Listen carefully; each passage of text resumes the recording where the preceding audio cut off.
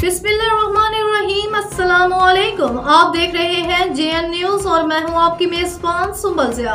Bulletin का बाकायदा आगाज करते हैं और शामिल करते हैं अब तक की अहम तरीन खबर। बहावलनगर से ब्यूरो चीफ अमजद जट की रिपोर्ट के मुताबिक डिप्टी कमिश्नर बहावलनगर की ज़ेर सदारत अहमद इजलास वज़ीर आला पंजाब के गवर्नेंस इक़दामात पर अमल दरामद तेज़ करने की हिदायत।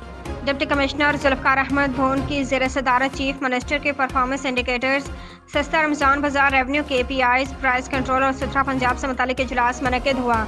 इजलास में तमाम मुतल्लिका महकमों के अफसरान शरीक हुए। डिप्टी कमिश्नर जुल्फ़िकार अहमद भून ने इजलास से खिताब करते कहा कि वज़ीर आला पंजाब मरीम नवाज शरीफ के गवर्नेंस बेहतरी के इक़दामात इनिशिएटिव्स पर तमाम महकमे तेज़ी से अमल दरामद जारी रखें और अपनी कारकर्दगी को मज़ीद बेहतर बनाएं। हुकूमत पंजाब ने ज़िले सतह पर मुख्तलिफ शोबों की जाँच के लिए बुनियादी कारकर्दगी अशारिया मुकर्रर किए हैं, जिनमें रोटी की कीमत पर अमल दरामद, सुथरा पंजाब प्रोग्राम, तरक्याती मनसूबों की monitoring, marriage act, price control, हस्पतालों और मराकज़ सेहत की निगरानी, तालीमी अदारों में सहूलियात की फरहमी, मेन होल्स के ढक्कन लगाने, आवारा कुत्तों की तलफी, प्लास्टिक बैग्स पर पाबंदी, तजावज़ात के खात्मे और वॉल चेकिंग जैसे इक़दामात शामिल हैं।